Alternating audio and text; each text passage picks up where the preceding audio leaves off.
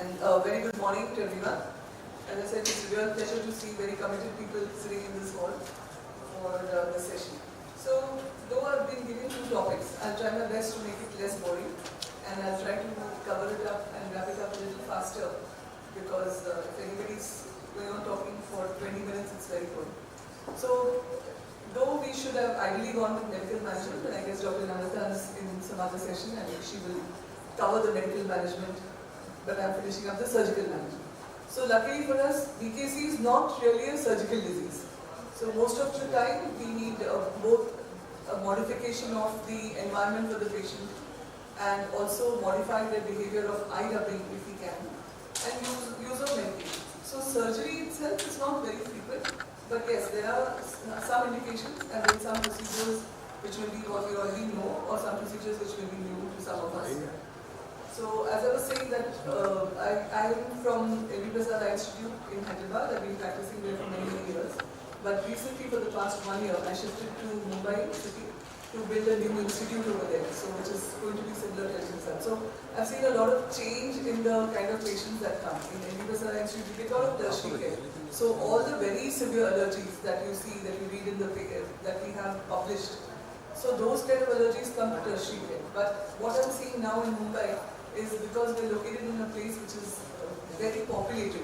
So we have patients just walking in with primary disease. So it's a unique opportunity for me now, after so many years, to see the primary disease, how we present to the first level ophthalmologist for the point of care.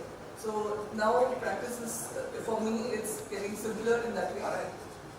So it cannot be overemphasized that various allergic eye diseases and the conditions that are associated, for example, keratoconus. So these have certain sequelae and they have complications that can cause severe damage. This is a patient with BKC, has this limbal area involved. So if this goes on into adulthood also sometimes, as Ikeda pointed out, and then these patients can have stem cell deficiency here. The ocular surface gets unstable. This is a patient with atopic keratoconjunctivitis, and you can see what a dense corneal scar this young patient has. So obviously we need to do some kind of surgical therapy, not to fix the allergy, but to deal with the complication or the sequelae. So I'm going to list out what are the various indications where we sometimes resort to surgery. So sometimes these indications are part of the disease process itself. For example, very bad and severe giant papillary conjunctivitis, I will go through that. Shield ulcer, as was mentioned earlier, that's another common indication where we sometimes resort to surgery. Coming to the complications we can have due to the eye disease, these include due to the medication. So steroid-related cataract and steroid-induced glaucoma. These are 2 medication-related problems, and these 2 also require sometimes surgical therapy. Certainly cataract requires surgery.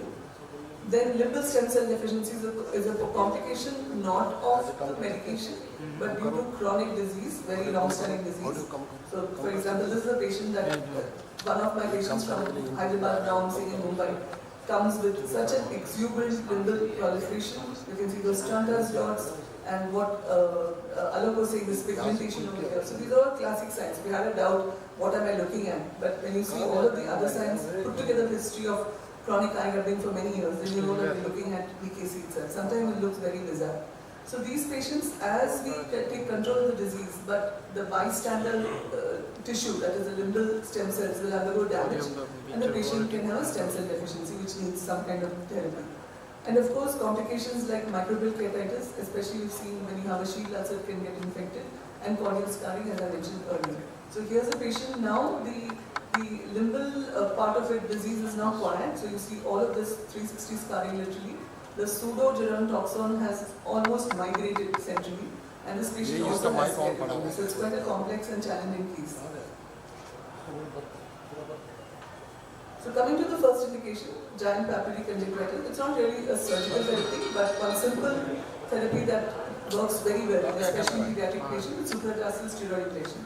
So what we do is use either methylprednisolone from the injection, but that makes it expensive for the patient, or you can use triamcinolone acetonide, which is the same thing, Pinocort or Orocort that we have. And these are patients with very severe giant papillary, cobblestone kind of papillary in pediatric patients, continuously rubbing their eyes. So this is like giving, a pulse dose of the steroid. You have very dramatic results. And day of itself, the child is so much better. Of course, you need to monitor and drop the pressure. And in my experience, you can repeat it after 3 months or 6 months, but not too frequently. Eventually, these patients will do well after 1 or 2 doses of this injection. But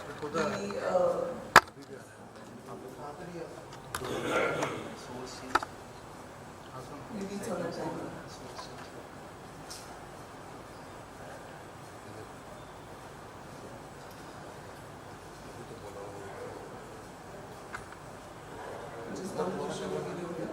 So, how to do this?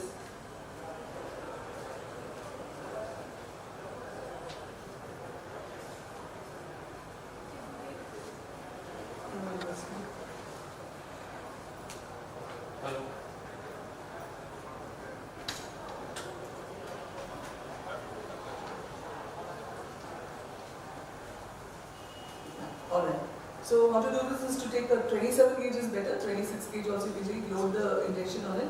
Usually it's a very tight space. Here there's a lot of loose conjunctiva to get a lot of drug through. If it's a young child, I usually inject 0.5.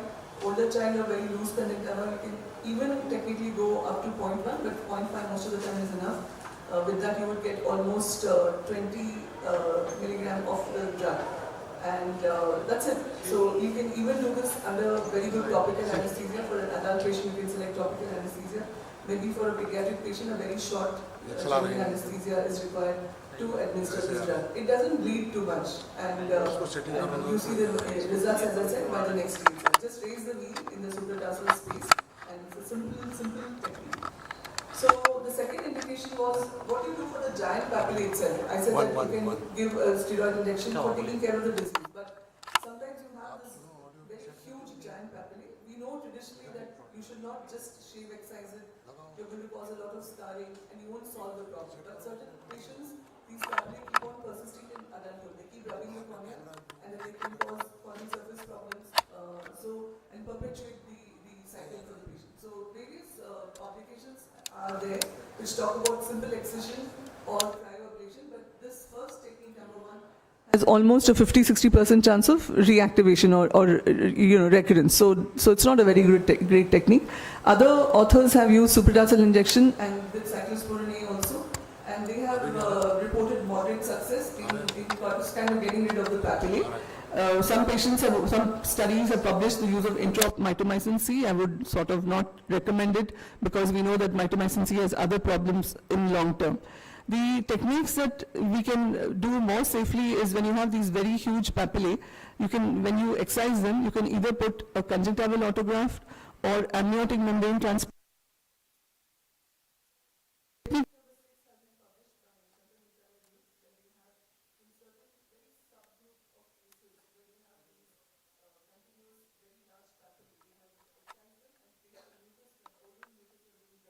Because they have a lot of experience with harvesting oral mucous membrane and placing it there with very good results. What we do is at our center is that we use amniotic membrane. So for a few patients who have this very severe papillae, excise the papillae and put an amniotic membrane in that place. So one example I can point out is this patient who has VKC, is now 16 years old but has VKC since age 12, and look at these giant papillae. So every time the young adult almost has all the time severe allergy, chronic eye rubbing, and recurrent shield ulcers like in this picture here, and a very poor ocular surface because these papillae are both mechanically rubbing it and they have a lot of chemokines, chemical agents which perpetuate the allergy.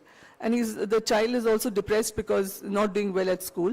So we decided to go ahead and surgically excise. It's not difficult to excise, just use instrument to nicely excise the papillae without causing too much bleeding. And after excision, placed an amniotic membrane on that with supratarsal steroid injection. Also, we need to treat the patient with topical steroids, both control it preoperatively as well as postoperatively. For this patient, we also give a short term of low dose of oral steroids. And our go-to therapy is usually tacrolimus eye ointment for long term. So the patient is doing well, and he still continues to have mild reactivation because we have not fixed the disease per se. But the good thing is now it's 5 years of follow-up. He's completed his engineering studies and now he recently got a job. Sometimes, like Alok was mentioning, that these patients are so grateful that they get back to you. So this patient also is in touch with me and is very happy that the patient he's got a job now. Coming to shield ulcer, this is a very peculiar condition to AKC and VKC. And it has 4 grades, if you remember. So grade 1 simply needs topical steroids. Grade 1 has nearly a clear base. It's called shield ulcer because of the shape, like a shield-like shape, triangular shape or something like that, and usually located in the aortic membrane to sort of compensate for the stromal loss that you have over here. And we've had good results in these advanced shield ulcers where we have placed amniotic membrane. One more problem that can happen with shield ulcers is secondary infection. So we had an 8-year-old girl who presented with bilateral palpable VKC, and in her right eye she had this shield ulcer which had a lot of infiltrates. You saw that there were more than one foci of infiltrate, and we scraped it. She also had giant papillary conjunctivitis. The papillae there was very, very clear that it is VKC only, and she developed, it was an infection. Luckily for us, she improved rapidly to topical antibiotics. So we published our results where we saw that it's not necessary to use amniotic membrane for all the shield ulcers, but when you have grade 3 ulcers, using the amniotic membrane helps rapid re-epithelialization of this case. We also looked at what are all the complications that can happen in VKC, and we studied close to 500 patients of VKC, and what we saw that the commonest complications we had in them which can affect vision includes corneal scar because you proceed with any surgical therapy. Here is a 6-year-old child who had bilateral advanced keratoconus, and the child presented with what in one eye was resolving eye drops, sorry for the poor pictures quality for the age, and in the other eye the child had active eye drops. So what we did is that, it's a 10-year-old, what we did is that we went ahead to do, in those days I would do desmetopexy, that was my first choice. So after the first desmetopexy, by day 4, we see that there's really no clearing. This is pre-op and this is post-op, there's still a lot of fluid. So we did a repeat desmetopexy for this patient. This was a repeat desmetopexy where not only, you can see how severely edematous the cornea is, and the cornea is extremely thin also. So in the repeat desmetopexy, what we did is made a paracentesis, and first of all let all the fluid from the AC come out. Second is I made a venting incision like how we do in DSEC, and from that also squeezed out the fluid present in the stromal areas. If you remember the OCT, there are a lot of pockets of fluid. So remembering the OCT, we don't have an intra-op OCT, but squeezed out the fluid in the intervening area in the stroma, literally massaging it out gently. You can see that suddenly some fluid gushes out. So the idea is to get the stroma as compact as we could. So once we sort of manually expressed the fluid that was there in the stroma, then we went in with a full air fill. We didn't use gas. We thought that now that we've removed all the fluid, the air fill might work. And these were the days before I was not really doing compression sutures. Of course, now if I have a case like this, I would definitely apply compression sutures as well. And finally, luckily for us, we got a good result. The child eventually has grown up to late teens, I think, or early teens at this stage. And the vision with contact lens is 20/50. So we're not yet done a transplant. Always remember to do a peripheral iridectomy when you leave in that much of air in the anterior chamber. So this was the end of the surgery for this patient. And 6 months later, you can see that there's a diffuse scarring. So with the scleral contact lens, the child sees well and is managing a school now. And maybe we may do a transplant, but when the child grows up. So the role of compression sutures, I mentioned 2-3 times, is that it is a huge help in rapid resolution of, especially in large eye drops. So thanks to my colleague Dr. Sunita Chaurasia, I think we have modified, at least at LVPI, our practice so that whenever we get patients with acute eye drops, more than the desmetopexy part of it, we focus on how to take the sutures. The idea is to spread out the sutures over the cornea so that we bring the posterior layer close to the anterior layer. And yeah, we might put in some air also, but primarily it's the sutures that are causing the decompression. And based on her in publications, both prospective study as well as our mixed experience, we have seen extremely good results with this technique. Finally, on limbal stem cell deficiency in VKC. So we mentioned that the chronic limbal inflammation can lead to LSCD. We recognize this. This was one of my very early publications when I joined LVPI. We recognized that chronic VKC, thanks to Dr. Sangwan and his observation, can cause LSCD. And we have to address this problem the same way as we do with LSCD. In those days, we used to do cultivated limbal epithelial cells, and in these days, we definitely do simple limbal epithelial transplant, SLET surgery basically, for once you've identified that VKC patients have chronic LSED. Only problem is that if you're doing SLET, because usually it's a bilateral condition, then you have to select a donor or cadaveric tissue in order to do SLET for a bilateral condition. So that is one sort of a disadvantage of having to do these procedures in these patients. So steroid-induced complication, you are very well aware that you can have glaucoma.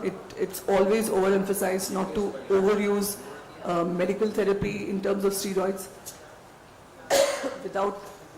without any management of IOP. Unfortunately, in our country, steroids are given over the counter in pharmacies, and once the patient or the parents feel that the child get maximum relief with this medication, so they continue to use steroids for years together, and when they come to us, we see very severe glaucoma, including advanced disc damage and so on. So we had published that series. Luckily, I'm sure those of us who have been practicing for a long time, luckily the glaucoma part of it seems to have gone down.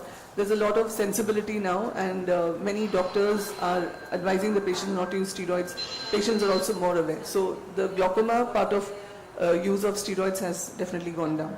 And in cataract, the issues are, what if the measurement of the keratometry becomes very tricky because of the corneal scarring, and if you're not careful, so for example, this patient, when you first measure, the IOL part comes as 14 diopters, but when you use various techniques, it comes as -2 diopters. So that is how much variability you can have if you have a patient who has a cataract and corneal scar as well. So that's the reason why, although the outcomes of cataract surgery can be very good, it's cataract surgery, but measurement of the keratometry, accurate biometry can be a challenge in these patients. So I'll skip this case, and that's what I had.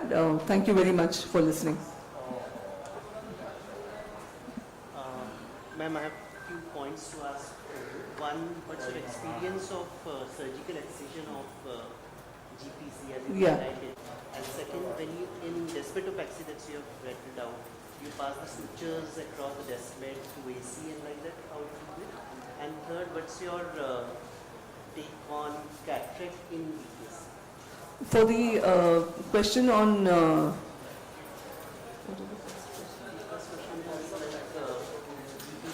Right. So for GPC, the surgical therapy is very in a very small subset. So most of the time you don't need to address it surgically at all. It will regress, and as the child grows up, there may be more of a pannus or some kind of regression you'll see. So no need to do it in too many cases. There's only a very small subset, especially older children or adult patients, where you attribute that the giant papillae are mainly perpetuating the cause of the inflammation. So very small subset of patients I resort to surgical therapy. As I mentioned, that what I would do is more like a very careful, sort of a gentle shave excision, and multi-layered AMG on the tarsal conjunctiva, and the Shankar Netralaya group has talked about the same thing, but they use mucous membrane. And my go-to would be using corticosteroids initially, and maybe even oral, some kind of anti-inflammatory agent, either steroids or immunomodulators, and topical tacrolimus eye ointment for a long time. Recurrence-wise, the disease does recur, but the severity goes down. So that's the reason for me to select this. Coming to the last question was on VKC and cataract. Okay, so desmetopexy and compression sutures. Intent is not to do full thickness. You don't have to do full thickness.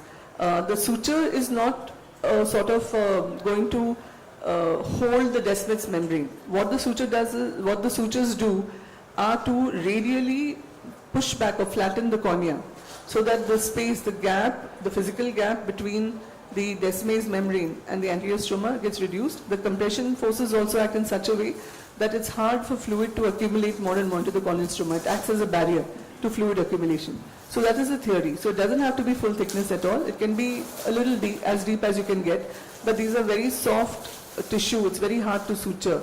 And also because most of these cases are very advanced keratoconus, so you have to be very careful that you don't have a large perforation. You may have a mini micro perforation sometimes.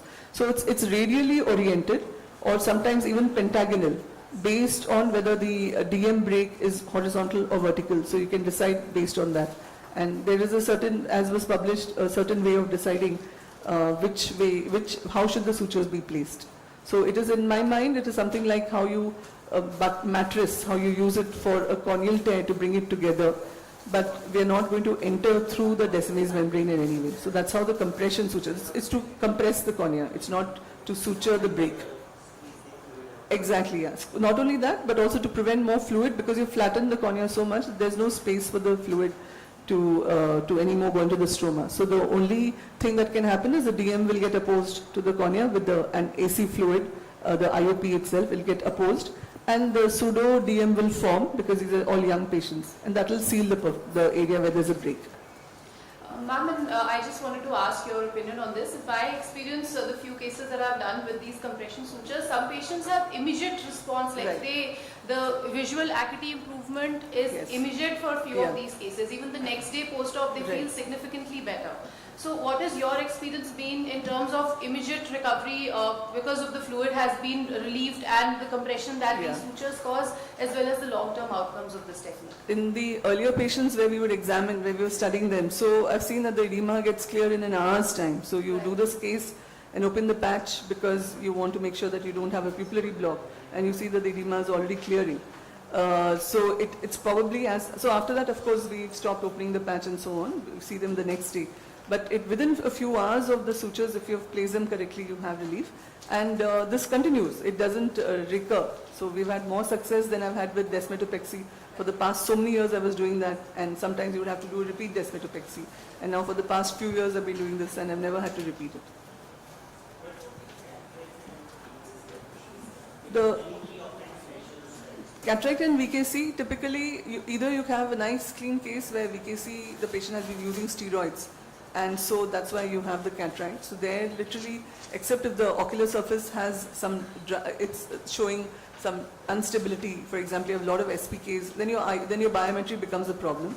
You can also have cataract in cases where there's corneal scarring, limbal stem cell deficiency, or keratoconus. There the biometry is quite tricky. In both cases, we have to control the allergy more, because you don't want the patient to keep rubbing the eye post-operatively also. But I'm not trying to underplay it, but I think tackling cataract surgery in a straightforward VKC is fairly simple. You get extremely good results. Of course, you'll get PCOs in all of these patients. Don't go with premium lenses or multifocal lenses and so on in these patients. And often they may have some toricity, so you have to handle that also. Thank you very much.